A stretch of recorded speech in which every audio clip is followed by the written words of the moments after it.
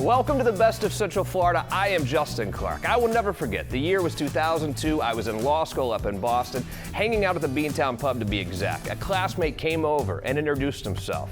He said he was from Orlando, Florida. I was shocked. I thought Orlando was theme parks, chain restaurants, maybe a water park or two. Who would have thought that now 20 years later, I would have spent 15 of them right here in Central Florida? Who would have thought I would raise my two little girls here? Who would have thought I would fall in love with Central Florida? It's a hidden gem from the great restaurants, sports teams, booming art scene, the Wekiva River, the beaches, and yes, even the theme parks. From Lake Mary to Lake County, the villages to Palm Bay, this is the best of Central Florida.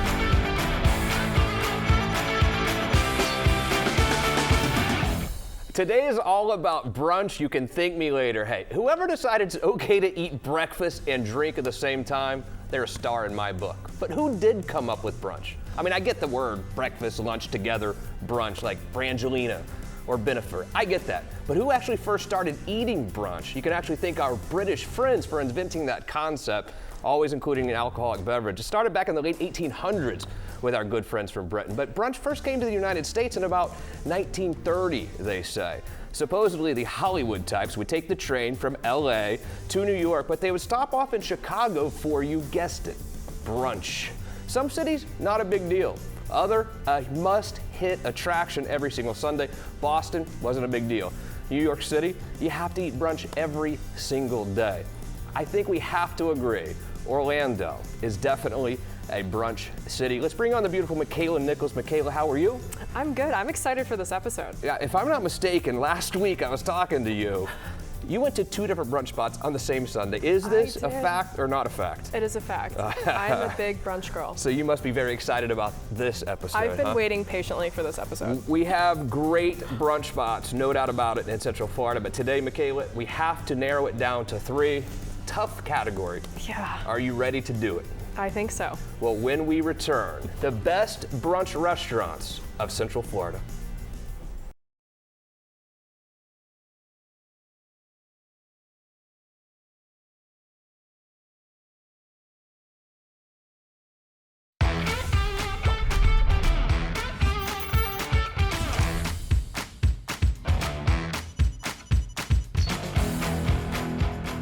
If you're ever finding yourself asking, what am I doing on the weekend? Well, the answer is brunch. And one of the best brunch locations in all of Central Florida is Bulla Gastro Bar, our critic's choice. I am joined by Chef Mariana from Booyah. Are you ready to talk brunch? Let's do it.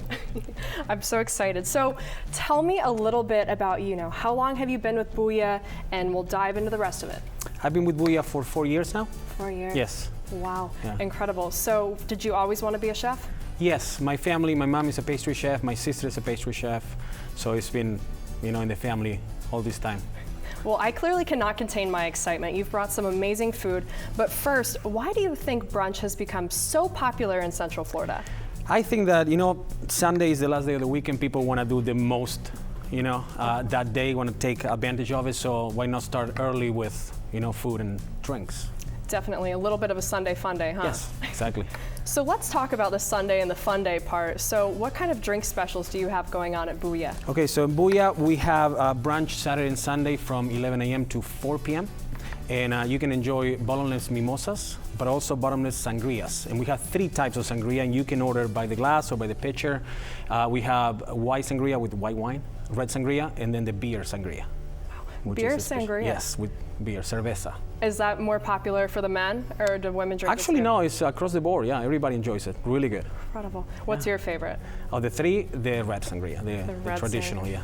Wow, so I keep hearing this word, Booyah buzz. Can you tell me a little bit about that? I guess it's because everybody's talking about us because we're awesome. That's Yes. No lie, no lie there. So people can come in for brunch on Saturday and Sunday? Yes, 11 to 4, and then right after 4 we have happy hour. So 4 to 7, you get happy hour. So basically 11 to 7, if you want, is 8 hours of enjoyment. Just enjoying the weekend and Sunday fun day. So tell me, what did you bring with you today? All right, so I brought 3 of the things that we have during brunch. On top of the tapas and all the traditional Spanish food that we serve every day, we also serve it for brunch, but we have a few more items that we add for the weekend. So my personal favorite is the brunch paella. You know, Spanish food, paella is a staple. We have about 7 or 8 different paellas. Tuesday nights we have a paella night when we offer lamb paella, meat, different kind of ingredients. This one is brunch. It has bacon and Spanish chorizo. Obviously you can see there fried eggs, that spinach. Smells so wonderful too. Yeah. Brava sauce, aioli, which is kind of a Spanish mayo. And yeah, we make it to order. We make all our paellas to order. They take about 30 minutes, so you know you're getting it fresh. Yeah. The next 2 are also my personal favorites. This is a melon salad. It's watermelon, tomatoes, olive oil, lemon juice, little basil, goat cheese, and the crispy serrano ham. And it's great. I brought these 2 because summer is coming. These are really fresh, light, and really great. This one is the salmon montadito. So it's a toast with honey cream cheese, smoked salmon, onions, scallions, and some fried capers. Wow, yum. I don't know which one I want to eat first. What else? Oh, so this is the capers? Yeah, that's the salmon, smoked salmon montadito. So this is your personal favorite? Yes. Oh my goodness. So what's your second go-to then? My second go-to, it will be the salmon montadito. I can give you one that I didn't bring, so I can explain that too. Would love to hear it. We have the pork hash. It's we braise pork overnight on Fridays for Saturday, then Saturday for Sunday, and we mix it with potatoes, and it has a poached egg in the middle. Phenomenal. So that's one of my favorites. We also have the traditional egg dishes, you know, eggs Benedict. We make one with the Brava sauce, spicy with peppers and onions. Yeah. So why should people go to Booyah? Well, there's a lot of reasons why, but we have a great ambience. You know, Booyah means noise in Spanish, the noise that people are making when they're having fun, and that's what we want to bring to the community. You know, it's an open space, really beautiful, modern, great craft cocktails, and the food is very traditional. You know, we go to Spain, chefs and general managers just to, you know, try food, bring back recipes, and try to, you know, insert that traditional Spanish food here in Orlando.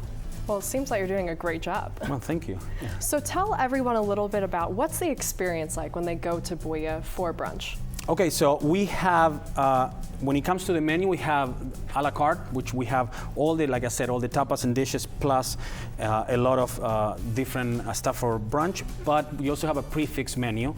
Yes, for $28 you get to pick 3, an appetizer, an entree, and a dessert, which includes, you know, hazelnut waffles or the French toast counts as a dessert. And each course has 5 to 7 options, so you can come 7 different times and have a complete different menu every single time with the prefix menu. Also, like I mentioned before, we have the bottomless and craft cocktails too. Sounds great. Well, I think we still have time to make it just in time for brunch. Chef Mariano, thank you so much. Bulla Gastro Bar, and we'll be right back with Justin after this short break.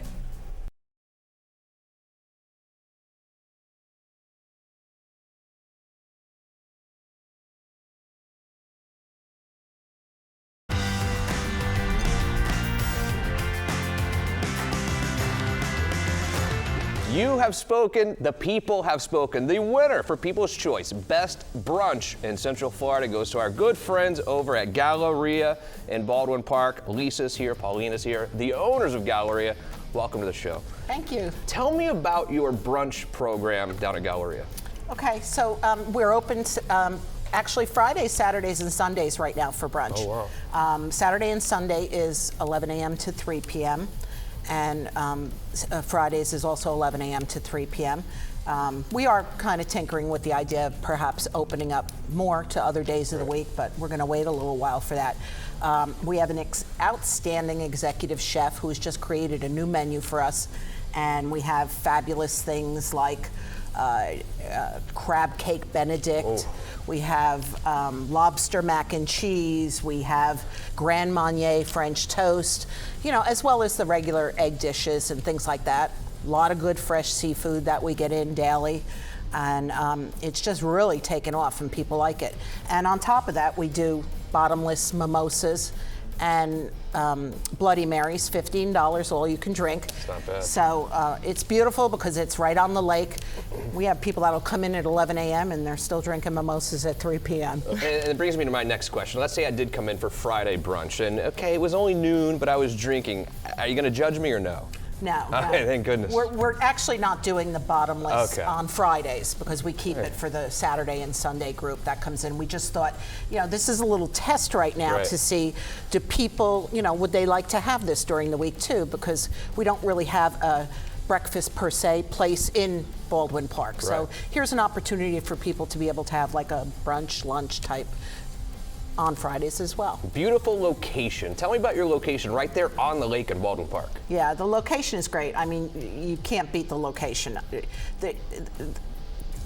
The flip side of it is a lot of people don't even know we're there because we don't get the drive-through traffic there. But, the people that come in and they realize that they're on the lake, we get so many great reviews from people saying, oh my God, your location is the greatest. And on a nice day, you get to sit outside, enjoy the lake. At night, for dinner, we have tiki torches going out along the lake. We have live music on Friday and Saturday nights, so people come in to enjoy that. And it's just a spectacular. We've been taking in more events are coming to us lately. We hosted a wedding. We have another wedding set up. They're going to get married right there at the lake. We had a wonderful, last Sunday, we had a baby shower at Wow. brunch. And they decorated beautifully, and it was a wonderful time, and we're just getting rave reviews about the food. We keep talking on this show about Orlando is really a good, cool city now, where maybe 10 years ago it wasn't quite there. Our art scene is fantastic. You guys have really transitioned from just being a restaurant to an art gallery as well. Yeah, that's the exciting part about it is that that's where we claim our uniqueness for the restaurant about what we're about. What we do is we have, actually it's an art exhibit. All the artwork that we have is for sale there. It's all been done by local artists, so you're actually supporting your own community as well. And people come in and they just see different things. It stays up for 3 months, and then the exhibit gets changed, and it'll go to basically a different genre of what the subject matter is. So we get people that end up going to the bar, getting a drink, and just wandering around and looking at the artwork and, looking to see what's their favorite. Right, it's an escape that, for people that living in Central Florida. And you go there, you almost forgot you're in Orlando, in, just theme park place. It's a lot of culture goes into it, and like Lisa said, we have put exhibit on, and it's 3 months, and we change completely different. So a lot of artists right now in our restaurant, we have a 98 pieces arts out there. It's a lot of pieces out there. How do you go about choosing the artists that you're going to display in the restaurant? We have a specific curator that we work with, and it goes to a theme. Like this theme is blooming right now. So all the artwork that you see there has something to do with blooming, whether it be flowers or trees or anything to the blooming theme.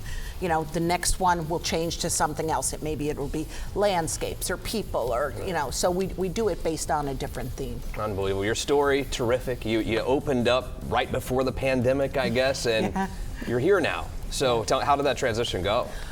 It was tough. The pandemic was really tough because, as we said, we're not a place that you can drive down the highway and see us. So it was a struggle through that, but it gave us the opportunity, I think Paulina would agree, it gave us the opportunity to have that time to kind of think about how do we really want to relaunch all this. And that's when we hired a new executive chef who's been over 25 years being a chef, and we really came up and created a whole new menu. And now moving forward, every 3 months, 4 months, we're going to have a new menu that comes out. So it's always keeping it very fresh. And Paulina, Lou, excellent job today. Lisa, Tyreek, Galleria. It's kind of a hidden gem, I think, still, too, because some people who don't go to Baldwin Park often, they never go there. Do yourself a favor, guys. If you want a great brunch, you got to go to Galleria. There in Baldwin Park. They're the People's Choice winner for Best Brunch Central Florida. Great job, guys. Thanks for coming in. Thank you so much. Thank you. Quick break. Stick around. When we come back, it is Justin's choice for Best Brunch in Central Florida.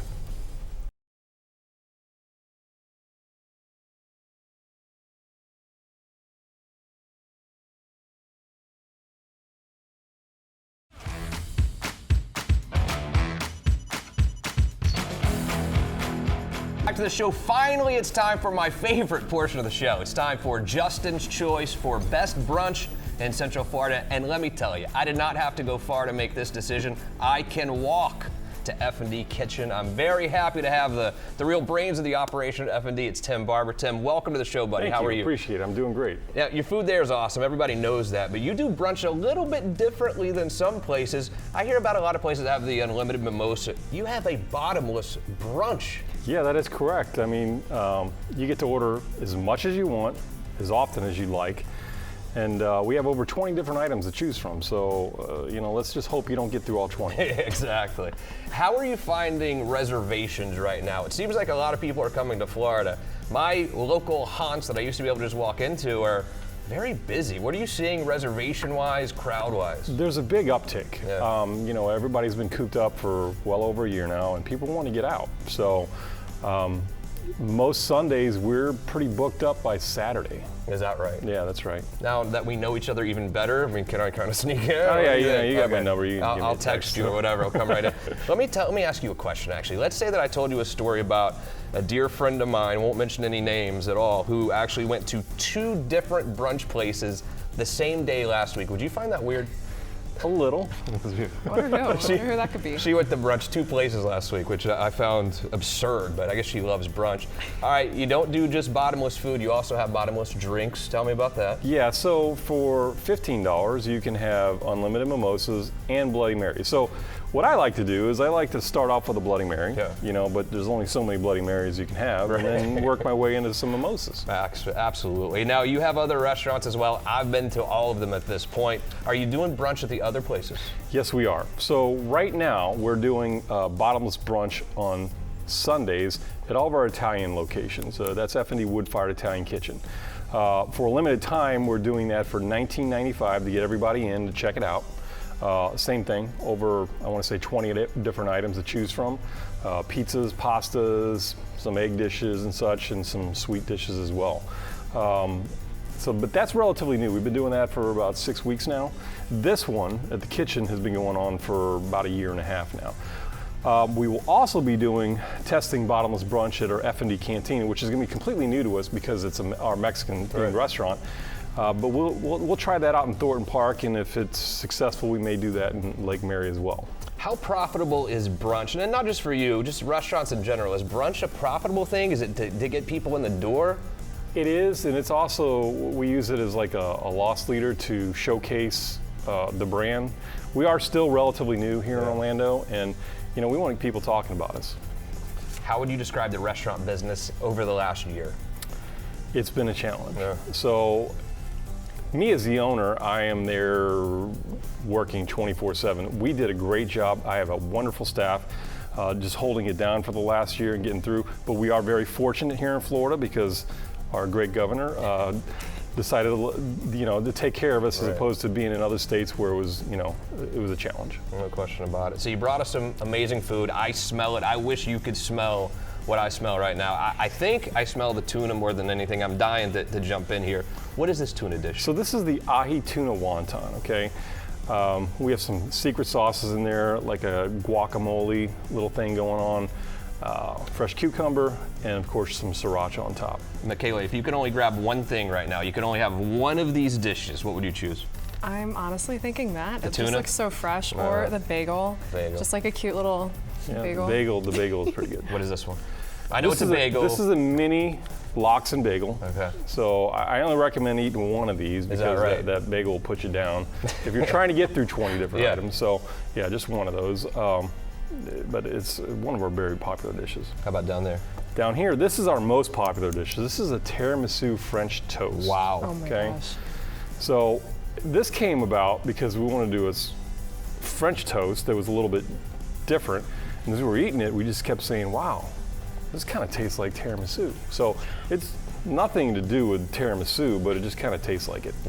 And finally there at the end, I can guess what that is, but I'm gonna let you tell us, Tim. That is the lobster mac and cheese, okay? And I do not recommend trying to eat that whole thing by yourself. No. So honestly, all of these are designed to share, so that way, we can try breaking even. There you go. I just got a message from one of my friends. He wanted me to ask you a question. When it's bottomless mimosas, what's the appropriate amount for him to drink in one sitting? Just because we don't want to take advantage, you know what I mean? Well, yes. Honestly, you know, as many as you like, you can still walk out. Now, it's not just bottomless brunch, though. I was there the other night for dinner, and you had a bottomless program even for dinner. Yes, we do. So we do a bottomless dinner for, I believe that's $35. This one is $25, but the dinner option is $35 at night. Again, 20 different items. We have beef short rib, cast iron seared chicken. We serve the tuna at night as well. Plenty of things to choose from. You know, let's just hope you don't get through all 20 again. Why does everyone always say running all restaurants fail, or a lot of them fail within a year? What makes running a restaurant such a challenge? The number one challenge is the experience. So I'm very fortunate to have partners that are very experienced. Charlie Robinson, for example, he's my partner. Right.